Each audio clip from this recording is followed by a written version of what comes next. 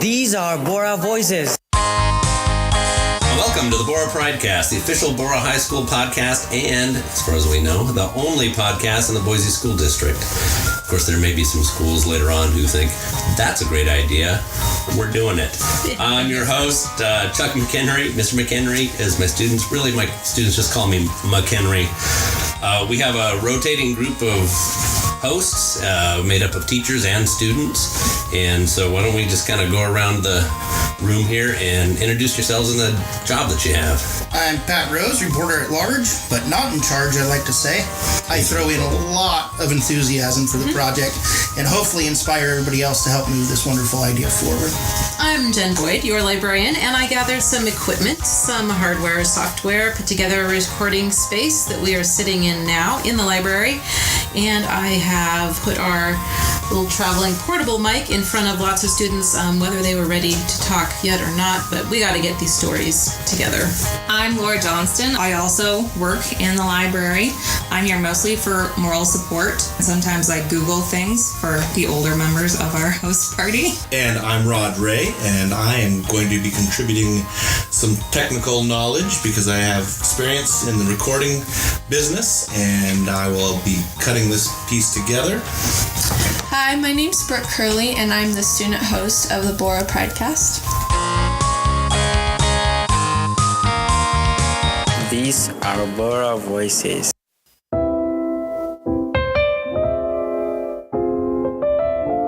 My name's Brooke Curley, and I'm a senior here at Borah High School. I work for the newspaper staff, and I met this girl named Lise Arakaza who came from Uganda, and I thought her refugee story was super interesting. So I interviewed her and have it in this next bit.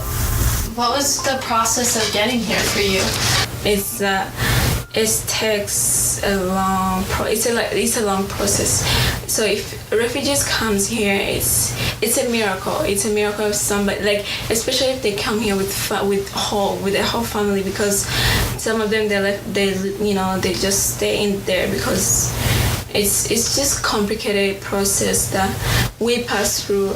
And so coming here, we waited for 5 years. We're in the progress of coming in America. So it took 5 years? 5 years. So it's just a miracle when you just hear your name or your family that is like you're going on this day to America, like you're fine. So yeah, it's just that you have to do a lot of interviews, a lot of things, because you have to be accepted in the country for them to pick your name. So yeah, so if you see refugees coming here, it's not like they just go through some papers and come here. No, it's like take a long. There's even people who've been in a camp for 20 years and they're still waiting to come, like 12 years. I mean, I'm like when I tell people I've been I've been like in Uganda for 5 years, they're like, oh, you're lucky, because some of them, like, I have friends who've been like in camp and for 12, 10 that haven't even got here. And so it's just... So you and your family got lucky? Mm-hmm. Yeah, it's like, like lucky when you... It's amazing when you just hear that you're coming in America. It's like a miracle, like... Yeah, it's not everybody who gets to come here. What was your first fear of coming here? The thing is, when you just hear the word America, you just get excited. You're like, I just want to see everything, So my fear, I think, talking to people. What was the thing you were looking forward to most? When you're in Africa, you hear America is great. I mean, so when you hear that, you want to live in that, where like you experience everything. Like I was excited just to be here and just know that Lise live in America. Lise is in America. So I didn't know even what Idaho is. I just knew that I'm in America. Like that's all. So how do you end up in Idaho?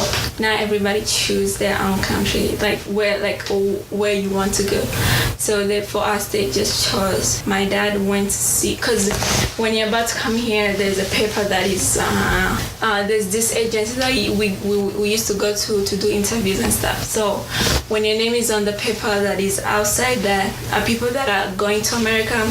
So my dad just found our names there, and there was a weird name called Idaho, Boise. We're like, okay, Idaho, Boise. But it only said we're going to USA. And so, yeah. That's all that mattered? Yeah, that's all that matters, because like I told you, if you just see a name there on the paper, it's just, wow. Like, that's when you're like, thank God that I'm gonna leave this country. Yeah, and go to America. Or because some people go to Canada, and when you just see a name, that's when you get excited. You don't care where they put you. So what's your status now? Like, where does all your family go through Borah, and what kind of house are you guys living in? So we've been here for almost 6 years, and my brother and my sister, they came here. My brother started as a sophomore here, my sister as a freshman, and they all graduated. My brother goes to BSU, and my sister goes to CW, and my dad recently we just bought a house at Maple Grove, and so everything's good. My mom does daycare, so she, the transformation we've been going through, and I'm excited. I'm a senior, So how do you think this transformation has changed you as a person? Oh, well, I've seen everything. If you tell me describe bad life, I'll describe it. If you tell me if you ask me have I been something that is horrible, I'll tell you yes. I pass in things that a child that wouldn't like to pass through. So I know that if you believe in yourself and not let the life you live in change you, I think you become somebody. You inspire people, or you go far. You go beyond what you think that you are for today. So I've seen so for now that I've been here, I helped a lot of kids that I knew in this country, and oh my God, I want to get emotional. That's okay. Okay. And I've seen a lot of refugees they're so insecure, they put themselves down. Oh, I can't do that and that, because they see all these new things in their life, and they're scared of trying. So then I'm gonna stay here where I am, and that is not good. These are Borah Voices. So, hi, my name is Julianne Daw. I ask people weird questions every day just to get an idea of people's opinions here at Borah. All right, so, hey, Miss Boyd, I have the question of the day. You ready for it? What's your question today? All right, so if you were in a zombie apocalypse, what weapon would you choose to defend yourself? I'm going to get the heck out of there, so I want a superpower. I'm going to be able to fly, and I will just leave the situation. All right, there you go. That's a definitely different answer. I've gotten a few people who gave me superhero-like answers, like being Wolverine, but if you read the comic books, that's not the smartest option. I would be at fault for not reading the comics. You're right. So... How did you come up with that question? And how do you come up with your other questions every day? So most of my questions are just I'll talk to somebody and somebody gives me an idea. I did Funniest Teacher once, and Mr. McHenry the day before told me that he was going to win that one. So a lot of them are proving people wrong, which Mr. McHenry won in that one. Some of them, when I'm completely brain dead, I look up on the internet, which is kind of saddening. But a good percent of them, I just, in the morning, have this crazy thought in the morning that it's I wonder what people would say about this subject. subject, and so I asked that question. What are a couple of your favorite? So my favorites, well, obviously the funniest teacher, because Mr. McHenry told me he was going to win. I've actually really enjoyed this one. I did coolest hallway for teachers. That one was a lot of fun because all the teachers said a hallway, and they all gave me like a specific teacher in a hallway, and it was the same teacher each time, which was hilarious. Teachers answered A hall. The teachers What did the students answer? D hallway with the math and the art. Okay. Which is surprising. I've done Would You Live on Mars, which was a lot of fun. I did Do You Believe in Ghosts? That was a lot of fun to just see people responding, because like teachers, you definitely think like, oh yeah, they believe in ghosts. They were definitely no, while others were like, of course. And it's like, oh, okay. And so this plethora of information and people's opinions and tastes, where does all of this go? What do you do with it? So I've actually been doing this since like in elementary school, and beforehand all this information would just be sitting in this lovely box in my room. But lately I actually got the idea from Mr. McHenry of starting a blog. So I take all the information and I do a whole bunch of fun mathy stuff that I probably shouldn't bore you with, but eventually I make graphs, and I take those graphs and I post them on my blog, which I just barely started with a whole bunch of my elementary surveys, and I've done a few of my more recent surveys on there so far. But I have a lot more work to put onto that blog, and I'm hoping to get it like really pumped and started. Cool. These are Borah Voices. Can you say it? You're all good. The Bridge Reading Program happens every Friday in the library. And what happens? What do we see? Who comes in? We have we call them new Americans, so people who are just here the first 2 years that they come to Boise. They get intensive language learning, and we tried to get them into the library by having some reading time with them. We read together as a group, and then we break them apart and get as many volunteer reading coaches as we can find.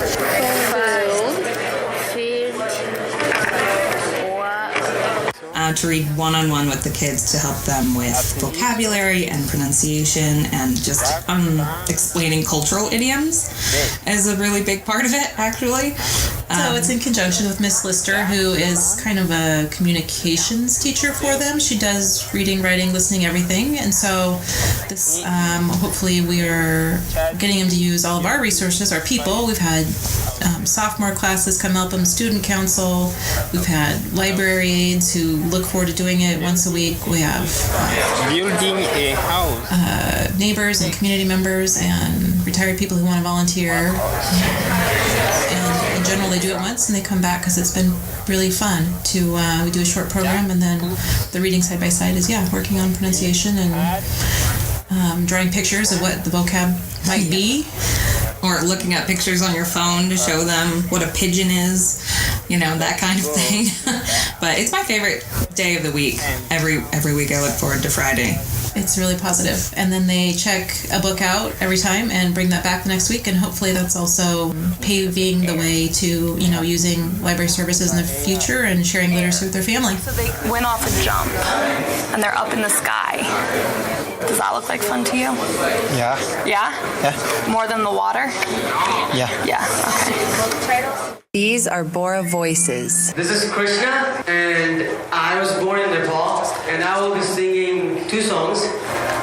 Bhigi bhigi sadko pe main tera intezar karu,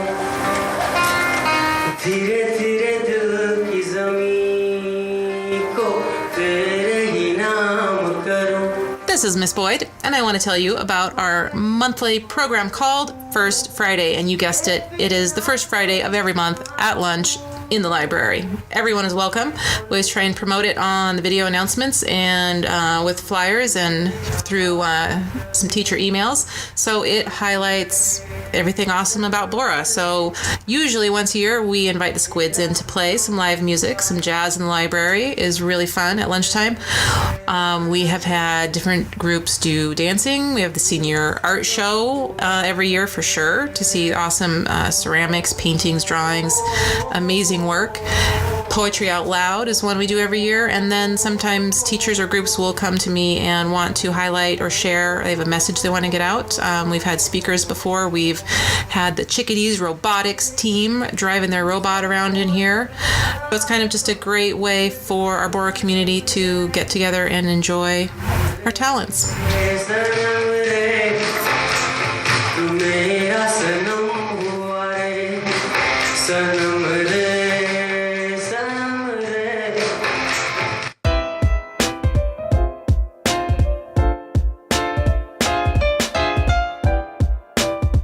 Prankcast is particularly committed to student voices, and the following essay, submitted and read by senior Anna McLean Sims, does everything right. It's compelling, funny, and its message is important.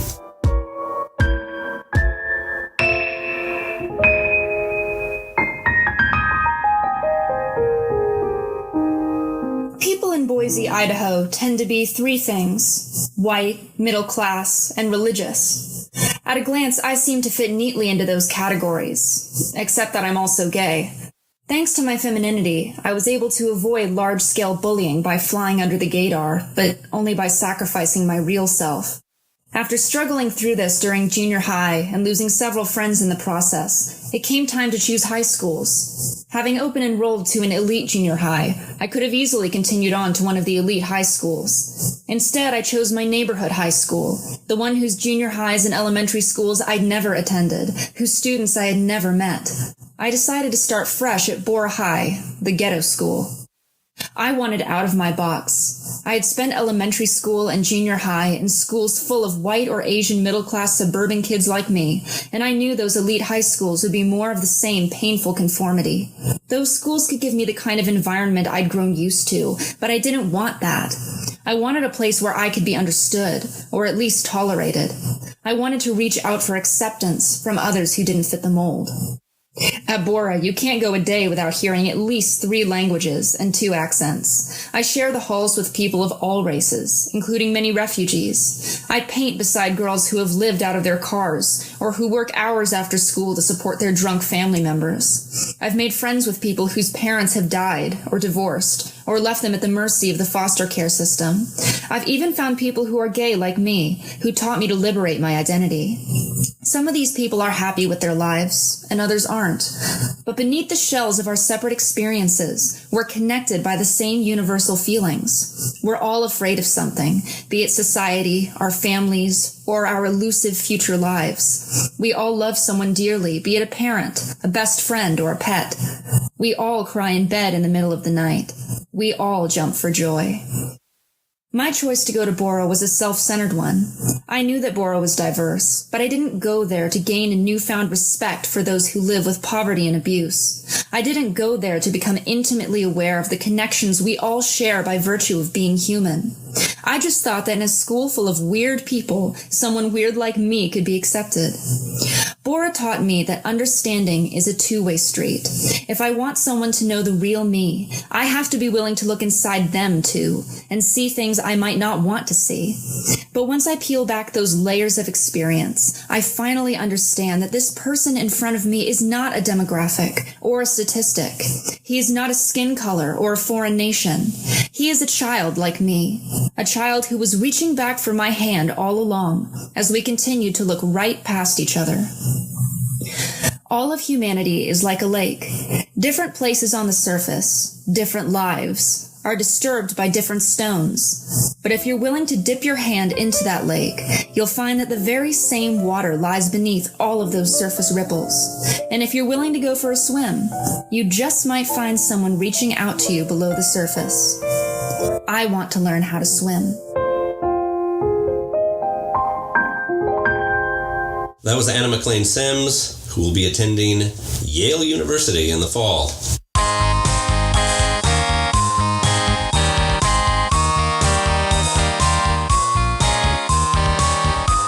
Here at the Prankcast, we're always looking for student essays or student work of really any kind. So if you're a current Borah student and have an essay or some other talent that you would like to share with the world, simply record yourself reading it, attach the audio, send it along with your name and grade level to borahpridecast@gmail.com, or feel free to come into the library not during class if you don't have to, but break or lunch or before school, and talk to either Miss Boyd or Miss Johnston about having yourself recorded or bringing it on a thumb drive. But we want to hear from you. Thank you. Thank you for listening to the first Borah Prankcast. We hope you enjoyed it. We plan to have many more next year, so we hope to have you come back to our site and download some more.